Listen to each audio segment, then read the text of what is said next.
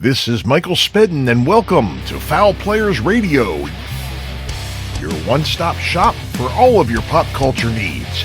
We feature interviews from musicians, actors, comics, dancers, authors, and much, much more, up-and-coming artists and beloved favorites. We've got it all, people on stage, backstage, out front, and behind the scenes. Sit back and relax. Let's have some fun. Hi, this is Bud Becker. Hi, everybody. Dwight Weems from Gaz the Fun Band. Hi, folks. This is Jay David. Hey, this is Brian Damage from Kix and Rhino Bucket. Hi, this is Kim of Kim's Crypt. Hello, my name is Gunhild Carling. Hi, this is Paul Castiglia, and you're listening to Fowl Players Radio, the one-stop shop for all your pop culture needs. And welcome back to Season 11. You're not going to hear me say this enough during this season, folks, I swear. Season 11 of Fowl Players Radio. Today we welcome Whitecross, a Christian heavy metal band originally formed near Chicago in 1985. Rex Carroll, Dave Roberts, and Benny Ramos came by to talk about their new album, Fear No Evil, and their upcoming tour. Their information and where to get the album and their tour dates can be found at www.whitecrossband.com. The Fowl Players of Perryville are back in action, have upcoming shows on the Western Maryland Scenic Railroad, Fifth Company Brewing, Susky River Beverage Company, and Maryland Party Boat, and others. If you're interested in seeing a show, our website is www.fowlplayersofperryville.com. If you're interested in booking us, foulplayersperryville@yahoo.com or 443-600-0446. Every Tuesday from 4 to 6 p.m. Eastern Time is The Back of the Rack, the Michael Spedden Show on 97underground.com, where we feature songs you forgot you liked, classics that never die, interviews with up-and-coming and classic beloved bands. Go to 97underground.com and download the free app today and listen to us wherever you go. You can also hear my interviews archived on YouTube at 97 Underground, Michael Spedden on YouTube. We thank you for watching and listening to Fowl Players Radio, folks. Our main website is foulplayersradio.com and also youtube.com/@foulplayersradio. Remember, support our guests in their endeavors. Links to their books, their albums, tickets to their shows, and much more can be found in the show notes of each episode. We'll be right back with Whitecross. Hey, you guys, this is Gina Shock, drummer of the Go-Go's. Snowman here. Hey, Mary Jo Peel here. Hi, this is Kathy Ladman. Hi, this is Jay Nedry from the Road Dogs. This is A.D. Adams, and you are tuned in to Fowl Players Radio with your host, Michael Spedden. And welcome back to another episode of Fowl Players Radio. Michael Spedden here. We are in Season 11 of Fowl Players Radio already. Can you believe 11 seasons? We've got 11. This goes to 11. And today we have Whitecross with us tonight, a rock band that I've just interviewed on 97 Underground, and they just released a new album. They're out there playing shows, and I got to tell you, this is one killer album, folks. You got to get out there and get it. Very well done, some excellent, excellent material. So please welcome to the show today. We have David Roberts, the vocalist. We have Benny Ramos, the bass player, and Rex Carroll, the guitarist. So welcome, guys. It's great to see everybody. Hey. Thank you. So this is exciting news. I mean, having been a musician, I realize the job that it is to get an album out, the work that goes into it, the do it over, mix it. You start second guessing yourself and going crazy all the time. It's finally done. I think it's a very good album. So you all must be just very, very happy and satisfied with this. What do you think? Tell us what your new album. Overjoyed to finally have a weight lifted off of the shoulders. It took about 2 years to put it all down, and we've been working on songs for longer than that. And there was a lot of ups and downs in the recording. We started working on the bass tracks, and then we had set up the bass tones, and Benny and I went out for lunch, and then when we came back, the studio was underwater. What?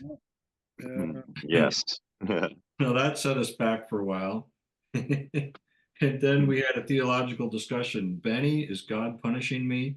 Mm. You know, and I was wondering, I was seriously wondering, and then, you know, but finally it came together. We had to enlist, we got some top talent from Nashville. We got one of the best mix engineers Yeah. in the world, and Anthony Fox, you know, and he came alongside of us and mixed the album, and oh man, it sounds good. Oh, it does. That's so good. And we're a rock band from the classic era of, you know, the Whitesnake, the Oh, yeah. Scorpions, and Dave's influence. As you talk to him, you'll find out about his, you know, Led Zeppelin influences. And we grew up on the great rock bands of the 70s and the 80s primarily, and some in the 90s, but those are our inspirations. And so we just, you know, keep trudging along, and eventually it comes together. And then even after it's delivered, the record company says, well, it's going to take 3 months to get it into the system. Oh, yeah. So they finally do, and it's finally out. It came out on March 22nd this year, and people are really digging it, so we're happy with it. It's a great album. It really is. So rewind us. So it was under. What happened? Was there a flash flood? Did a pipe burst? What happened? Oh, the studio is located underground. And there was a crack in the foundational wall outside. Oh no. So, you know, next thing you know, water's coming in and the creativity is going out. Oh, wow. Oh. So things like that happen. They do. Boy, You know? that's something else. Well, I'm glad that it didn't stop you. You know, I guess it's just a delay, you know, just like anything else. Good things come to those who wait, right? And I guess the good things come to those who persevere, I think is exactly.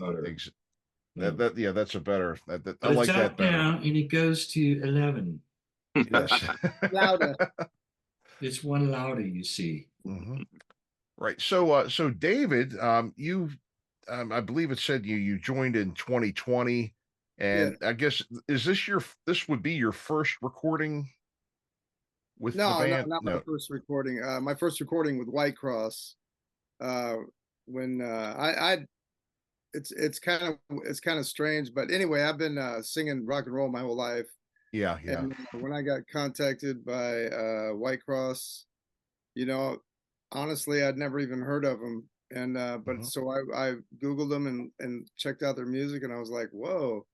That guitarist is phenomenal. So, you know, one thing led to another, and we started swapping some tunes, you know, and just went from there. And it's been a beautiful thing ever since. Perfect fit. I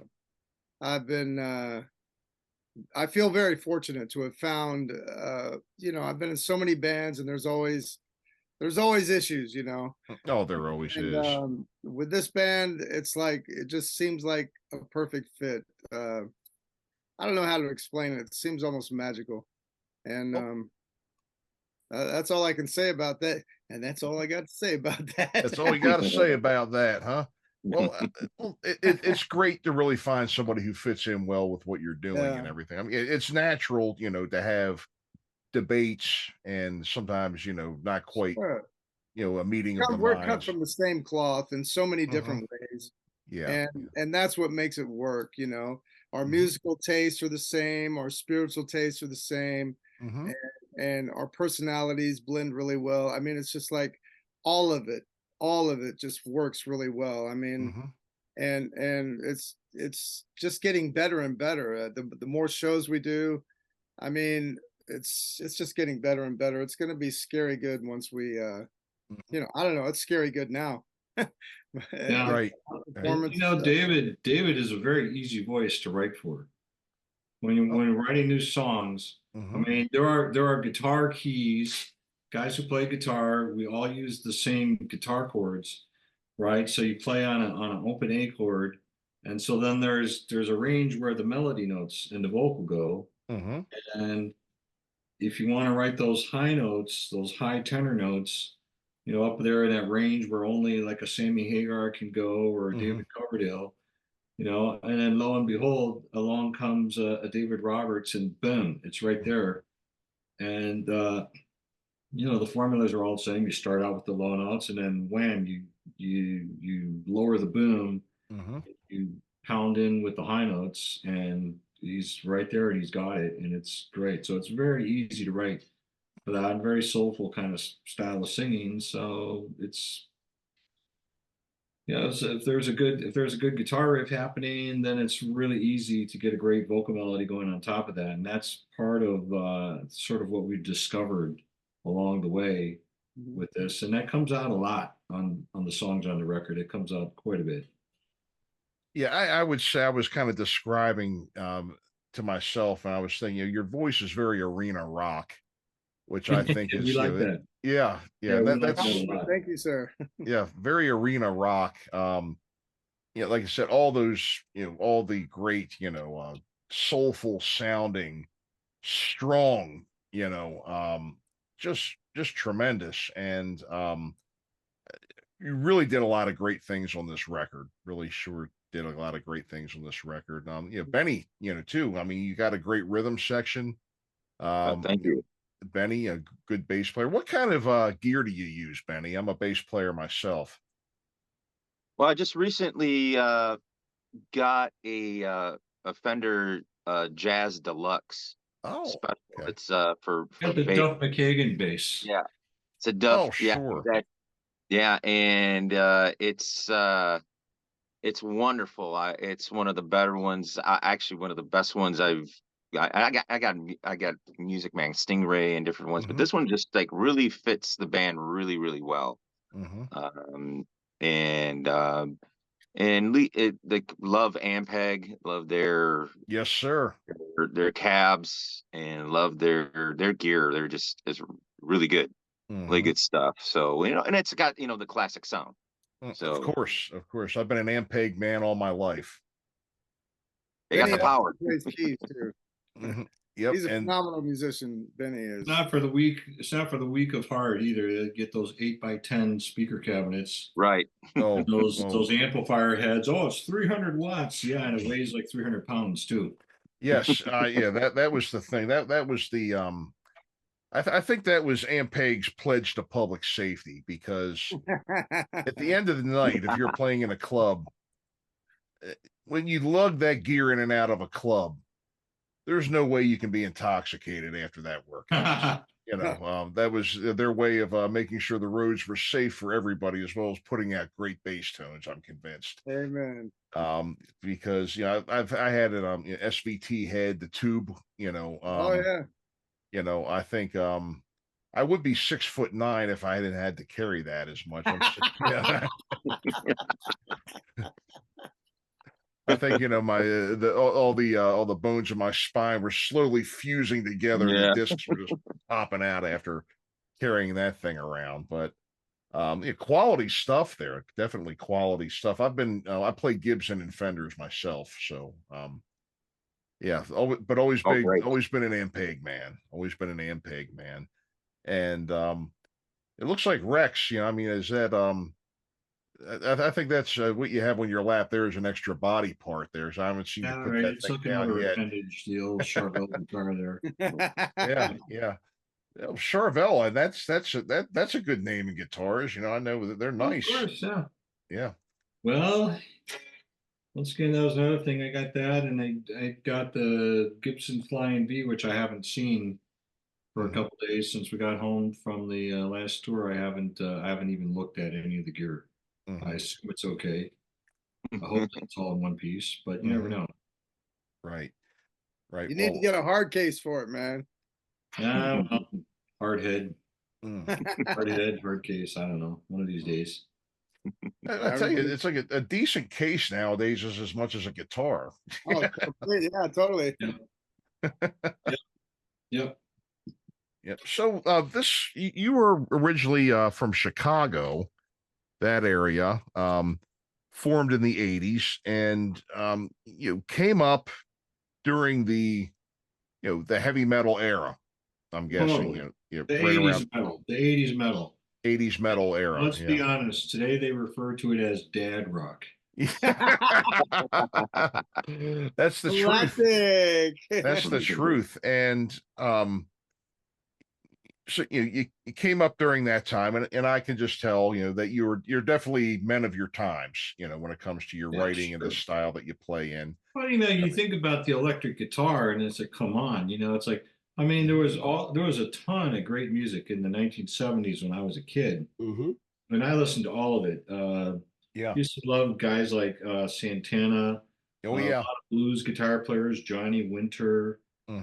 Used to listen to B.B. King and all those albums, and loved all the bands. ZZ Top. Listen to that. Listen to Led Zeppelin. Used to listen to Black Sabbath, even Cream from 1967, 1968, Eric Clapton. You think about so many great musicians and so many great bands. Humble Pie was another big one. Peter Frampton, great guitar player, and still is. So listen to all these guys, and then in the 80s, the technical quality of the gear, just became where they came out with these huge guitar sounds inspired by groups like Van Halen and Motley Crue, Rat, Dokken, Warrant, I don't know, who else am I leaving out, David? Whitesnake is one of them, Sammy Hagar is another one, Montrose. I mean, all these great bands from the 80s. I'm sure I'm ignoring some of them. Scorpions. Michael Schenker is another guitar hero for me. So, and that was a time period when the sound of the gear was advancing leaps and bounds technically. It was. Also the skill level. I mean, Eddie Van Halen came in like a tornado and just completely upended everything. Put all rock guitar players on notice. Okay, this is the way you have to play the guitar now. Yes. And that, you look on a Guitar Player magazine, and they'll split the cover. Like they'll acknowledge, well, they think the two greatest guitar players in rock music is going to be Jimi Hendrix, who started it, and then Van Halen after that, and maybe Stevie Ray Vaughan, and I don't know what else there is to say that hasn't been said, but we are definitely a product of that era.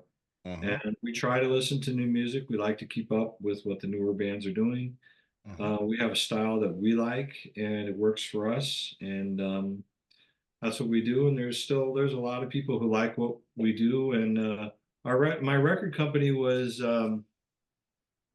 reading me some statistics yesterday, and they said, well, your streams are coming from like 39% older generation and 28% people below the age of 30. So it was kind of neat. There's a fairly wide demographic in there, and we're reaching new fans.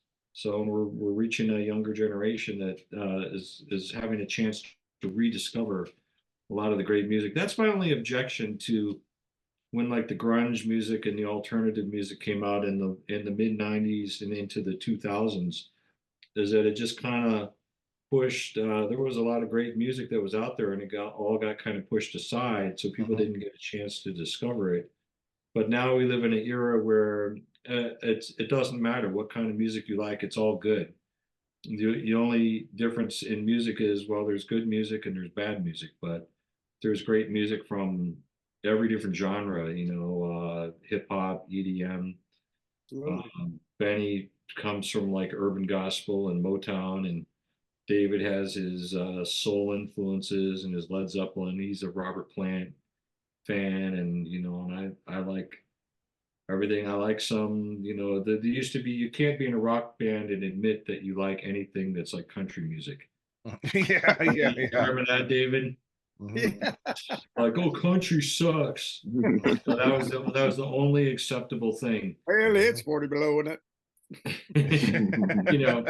But there's a lot of great country music, and there's great music everywhere, and you can listen to classical music, you can listen to folk music, you can listen to Buddhist ragtime from Tibet. It doesn't matter. Whatever sound you want to listen to, you can get something from it.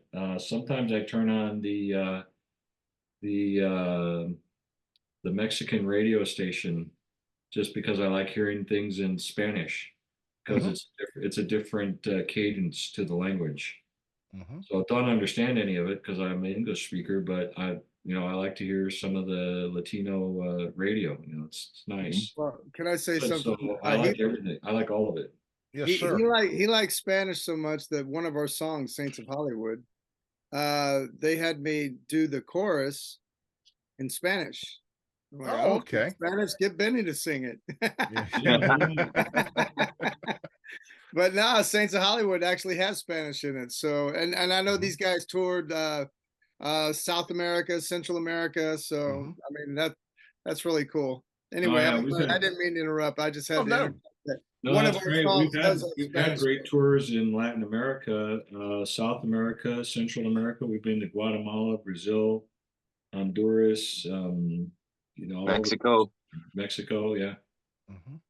So I don't know where else, Benny.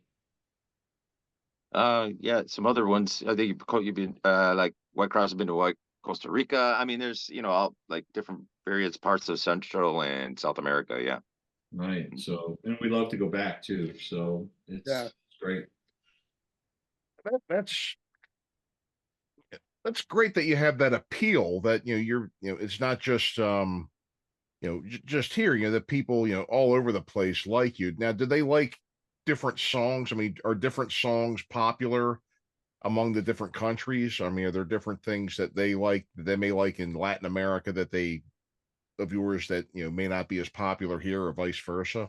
I really think so. There's certain regions that have that are requesting certain songs. And then we did in 2019. We were in India, and we were just we did some dates out there, and we were just surprised on some of the songs that they were requesting, and we were like, okay, all right, we haven't done this for some time. So in fact, not since I can remember. And so then we just said, okay, we have to put this on the list. We got to learn this one because it's requested out there.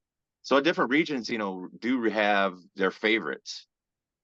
I actually saw a couple of music videos that some artists down in, I don't know, Central America, South America, I'm not exactly sure where, I think maybe Argentina, that had done covers of Whitecross.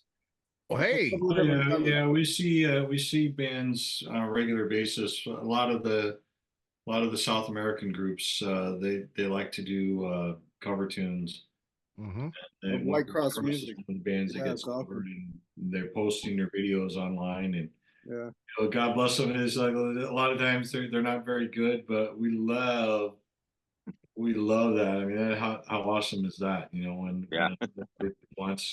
When they still feel a nice homage, I guess, huh? When somebody else feels enough inspiration from your song that they want to make a cover of it, that's a great feeling. Yeah, quite an homage, I guess, huh? Yeah, yeah, very much so. That's great. So this is, I guess, sort of a ministry for you as well, I'm guessing, right? Oh yeah. We come from the gospel music background, which we were talking about earlier on your radio show. But we have a Christian message in our lyrics, and we like to bring that out. And so if you like the music, say for example, if you like Striper, chances are you'll like Whitecross. And we get fantastic emails all the time from people who say this song really got me thinking about whatever and turned my life around. And we love that kind of feedback from our fans. And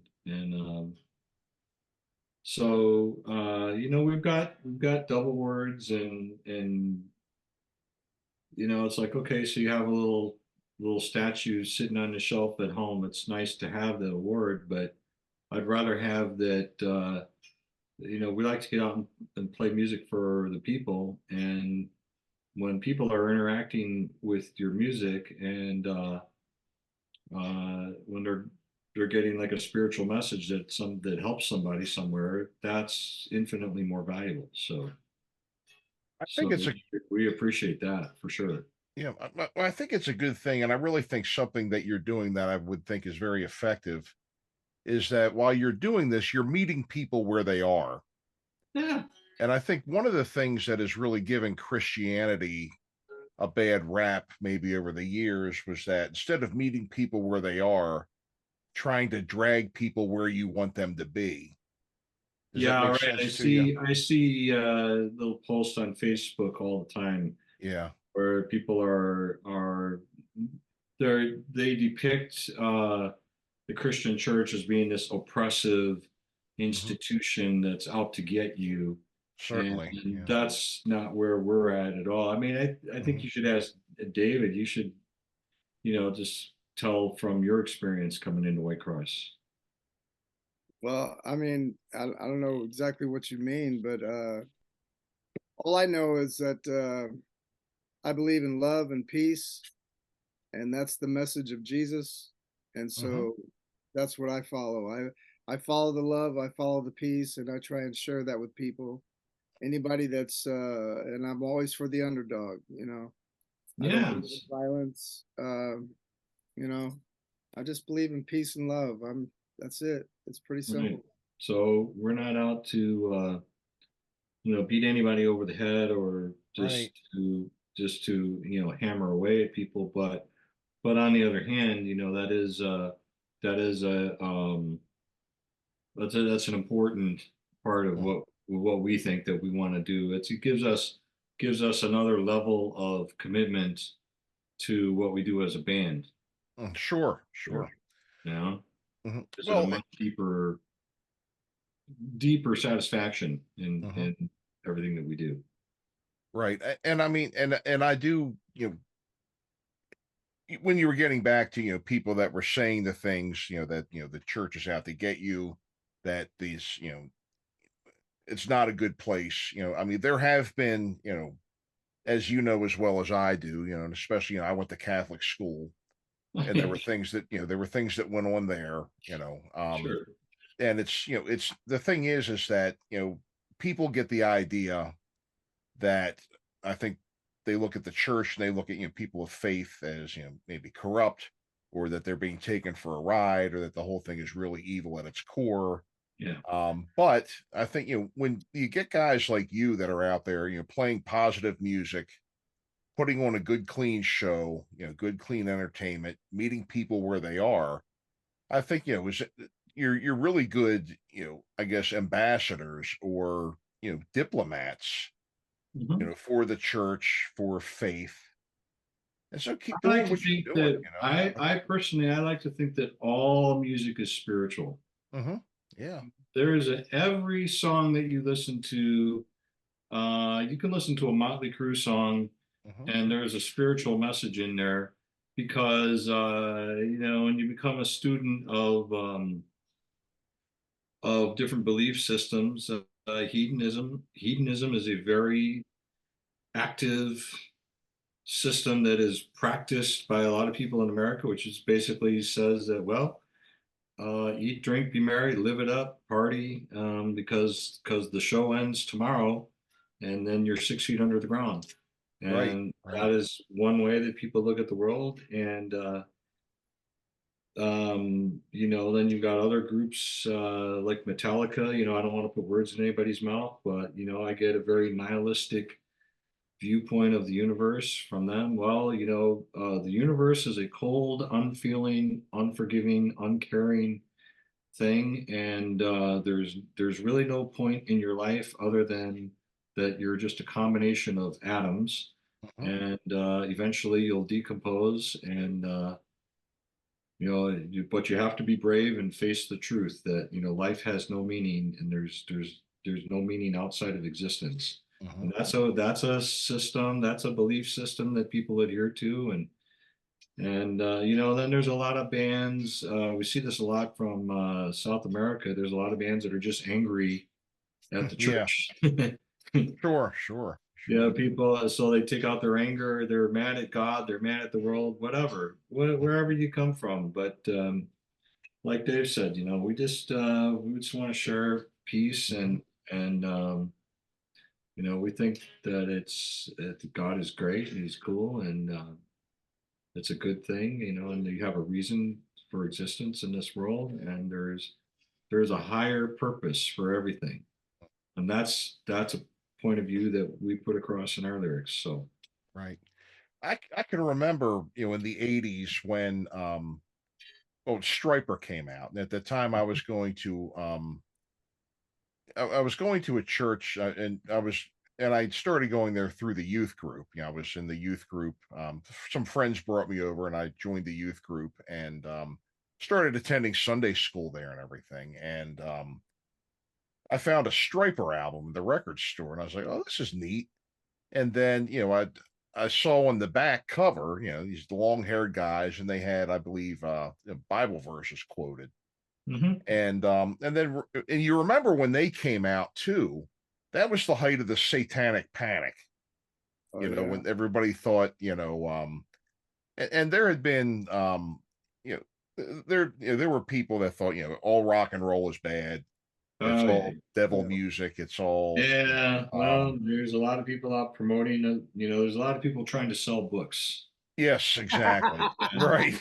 By claiming by claiming that rock music is bad and right and everything is of the devil, and and those people all got parodied pretty good on Saturday Night Live by the church lady. Yeah. Remember that? But I brought the Striper album in and I showed my Sunday school teacher and he says, what are you bringing that in here for? And I said, look. And I showed him, that on the back, and he was reading the lyrics and everything. He was like, you mind if I borrow this? And then he took it home and he liked it, and then he brought in a Petra album. He says, why don't you listen to these guys? These guys are good too.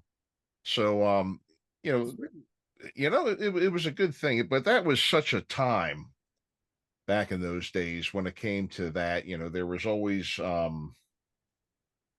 lot of people came up with the most ridiculous things. I was like, they were saying, Kiss, Knights in Serving Satan. Oh yeah, it's like right. It's like I don't even think Kiss could have come up with that. I mean, right. AC/DC, Antichrist Devil Coming. No, but that's what people were saying back in those days. But I think it's a good thing that when it comes to, again, reaching people where they are. I think that you all are doing a really nice thing, and kudos to you. Thank you. And if you're able to reach people and help people through it as well, maybe make them think, maybe help them. I guess with anything, maybe making better decisions, or offering friendship and that kind of thing. Hey, keep it up. I mean, sometimes somebody just has to go to the bottom, and when they get to the end of themselves, then they have to look up and receive forgiveness from God.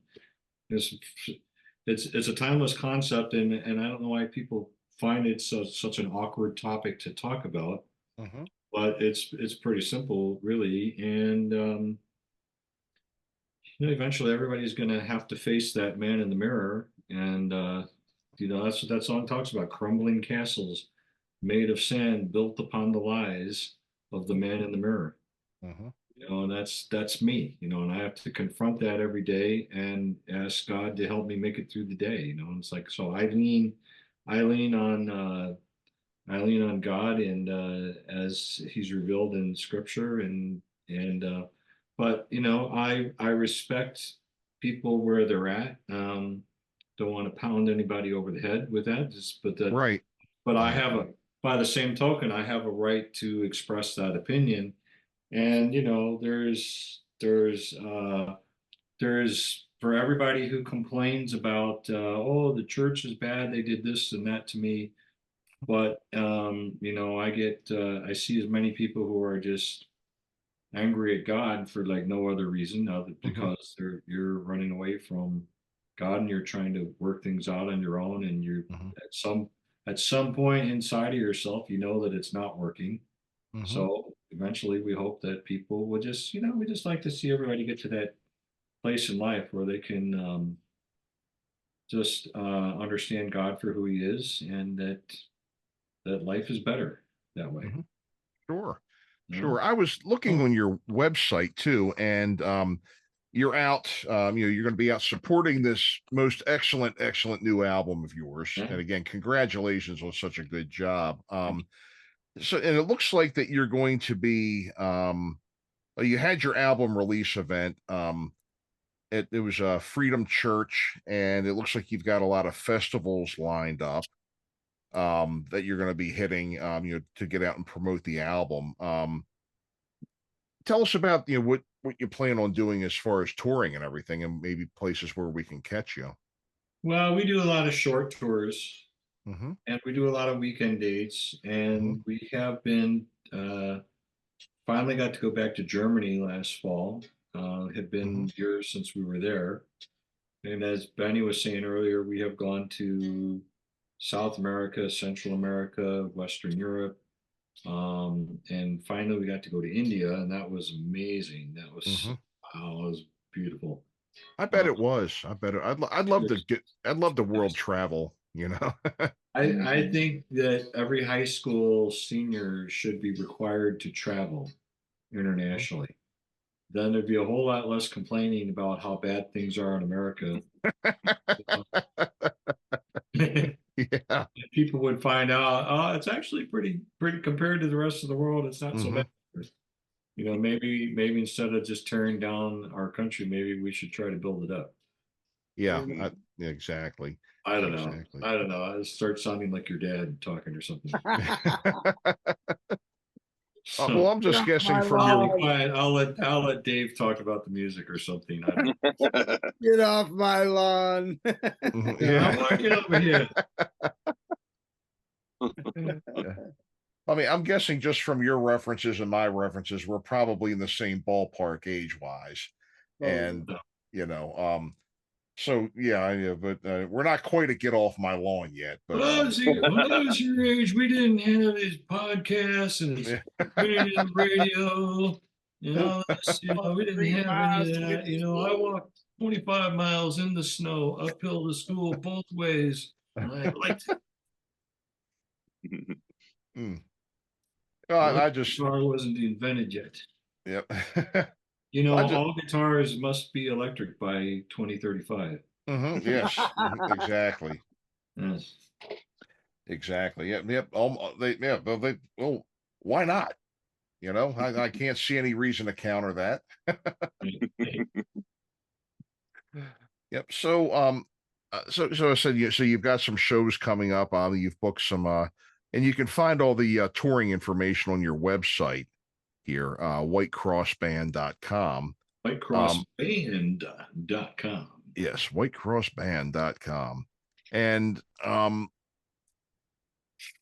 so it looks like you did mention you got some good reviews so far. I mean, it's only album as we speak has only been out for about 4 days, but you're already getting good reviews on it, and you got people's attention, huh? Well, there hasn't been any Whitecross albums in over 20 years. Right. So, and the fact that we still have fans that are still with us. So we had to basically, from the time that David came into the band, we had to rebuild the band, and had to just rebuild the website, rebuild all the mechanisms that go around the band, all the social medias and all that stuff. And we had to start getting out and doing gigs again. And coming up with a new album was very important because, well, if you're going to have a new lead vocalist, people need the opportunity to hear what he sounds like. Yeah. You have to have, and Dave has done an amazing job of adapting to the catalog, because our original singer, Scott Wenzel, is not the easiest guy to cover. Singer, and Dave could talk about that, but we had to get some songs out there that are written for Dave and take advantage of all the things that he can do. Sure. And so a lot of people, I think there has been a lot of anticipation for this album amongst all the people who know the band, who have followed us since 1985 when we first started. So that's a long time. That's longer than most marriages will last. Oh yeah. Oh yeah. And here we're still here. So that's almost 40 years in its entirety, huh? Getting there. We're getting there. Yeah. Hey, heck, I used to have a hard enough time keeping a band together for 6 months. That sounds like a special show, 40th anniversary. Hey, you never know. That might be coming up next year. Who knows? I just had a guest who has just celebrated 40 years being together as a band, and it's the original guitar player and the drummer has been with them for 38. and they've had a couple, singer and bass players been different over the years, but I mean, that is a milestone, and that is an accomplishment, and that is dedication right there. That is. We're just bright enough to put a band together, but we're just not quite smart enough to figure out how to get a real job. Well, something. Plan B. That was the best. We're the A-team. There is no plan B. I love that. Yeah. Well, that was always the best showbiz advice I ever got from anybody, was don't quit your day job. And to this day, I still live with it. So, something to be said there too. Yeah, this is our day job. Yep. Hey, nothing wrong with that. Wish it was mine, It's great to really to be able to pursue what you want to do. I mean, you find something you love doing, you never work a day in your life. Exactly. Thank you very much. Well, you work really, really hard. However, it doesn't hurt so bad. Right. You know what I mean, so you work really, really hard because you have to keep it up to the standard that you want it to be, and then it has to be. But it only hurts after the keep plowing. It does, and it feels okay. It's okay. Right. Right. Dave, it only hurts after the concert. Right. As I crawled out of bed this afternoon. Yeah. So tell me, have you had any whether you've all done other bands too, whether it was with Whitecross or with anybody else, anything you would call a Spinal Tap moment? And you've all seen the movie. That's mandatory, if you're a musician. Oh yeah. We can start with that. I always tell Rex to put it on 11. It's louder, and he's going, my ears. Got to save my ears. Oh yeah. Well, there was a show we did back in '87, and I remember doing the sound check. They were hanging the light trussing, and there was a missing C clamp.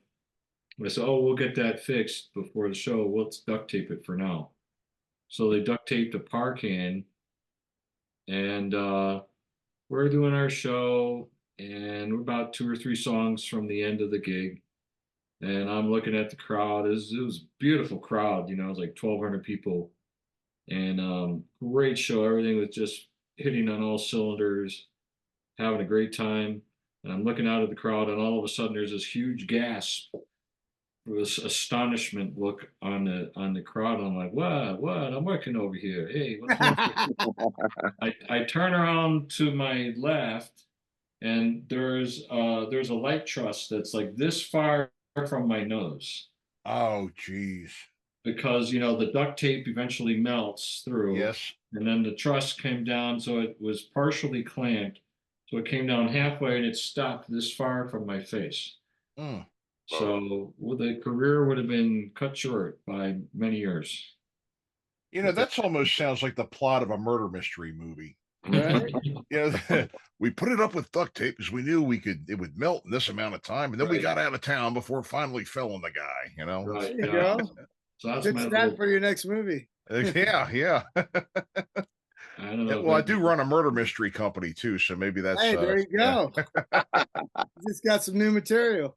Absolutely. How about you, Benny? Any Spinal Tap moments? Well, yeah, there was a few times that I don't know if you remember in the movie Spinal Tap where they're having a hard time finding the stage area, and that was several times that we've kind of were like just okay, which direction actually is it going? And then we were all kind of guessing, and we were gonna, why does it feel like we're going in circles here? And so that part is just when that was happening, it kind of just reminded me of Spinal Tap. It's not quite finding out the way how to get up on stage at the right place, and so. Oh my, yeah. I mean, there's just so many of those, and I really think that's why that movie hit home with so many people, because we've all been through something like that. Now I hear they're filming another one now. Oh, awesome! That would be great. Yeah, yeah. It's got all three guys, Christopher Guest, Michael McKean, Harry Shearer. Rob Reiner's going to be in it, and I think it's in production as we speak. So I think they're we're going to be lined up to see that. Oh, yeah. So great. Well, guys, I really appreciate you coming and spending time with us tonight here on Fowl Players Radio. It's been an honor to speak with you, and again, kudos on such a job well done. It must be very satisfying to have this out there. I'm sure it's something that you take a lot of pride in, rightfully so. And all my best luck to you, in the upcoming months as you're out promoting it, and it's flying off the shelves, hopefully. So at the moment, that's true. It's just true at the moment. Yeah, it is. It's flying off the shelves. Well, I bought one, so hey, right. So what I'd like to do right now is give you the opportunity. This is called the shameless plug portion of the show, where you can shamelessly plug anything and be as shameless as you want with no shamelessness spared. So have at it. Benny? Buy the Whitecross album or die. Buy it or die. Yeah, you can get it on, just look us up on the whitecrossband.com. You can get it there. You can get it at Walmart. You can get it at Target, Amazon. Where else, guys? iTunes. Yeah, iTunes. All streaming platforms that And of course, if you just want to be a freeloader and listen to it for free, it's on. I know it's already. Don't say it. It's already posted on YouTube and Spotify. So, however it is that you like to listen to music, whatever your favorite source is, it's there. It's there now, waiting for you. Yeah, listen to it a million times on streaming, so Whitecross gets their 9 cents. Right, exactly. After 50 plays. Well, fellas, it's been a pleasure. Best of luck again with the album, with the touring, and don't be a stranger. Come back anytime you want. I'd love to sit down with you again and just talk music, any news that you may have. Again, it's been a pleasure, fellas. Thanks so much. Thank you. It's a pleasure. Yes. And thank you all anytime. Yep, and thank you all for listening. This has been Whitecross, and we will see you all next time, folks. Hey, folks, we hope you enjoyed our interview tonight with Whitecross. It was great hearing them, and I tell you, folks, this is a great album. It's called Fear No Evil. It's available wherever you can find music online. I highly recommend that you get it. They did a great job on the album, and I really think if you don't know the band, you will after you hear this. You're really going to like it. The Fowl Players of Perryville are back in action. We have shows coming up on Western Maryland Scenic Railroad, Fifth Company Brewing, Susky River Beverage Company, and Maryland Party Boat. If you're interested in the show, our website is fowlplayersofperryville.com. If you're interested in booking us, fowlplayersperryville@yahoo.com or 443-600-0446. Every Tuesday from 4 to 6 is the Back of the Rack, the Michael Spedden Show on 97underground.com. Make sure you check us out again and download that free app so you can listen anytime, anywhere. And we thank you for watching and listening to Fowl Players Radio and supporting our guests in their endeavors. Remember, links to all their stuff can be found in the show notes of each episode. And you can follow us at fowlplayersradio.com and youtube.com/@fowlplayersradio. This is Michael Spedden signing off. We'll see you next time.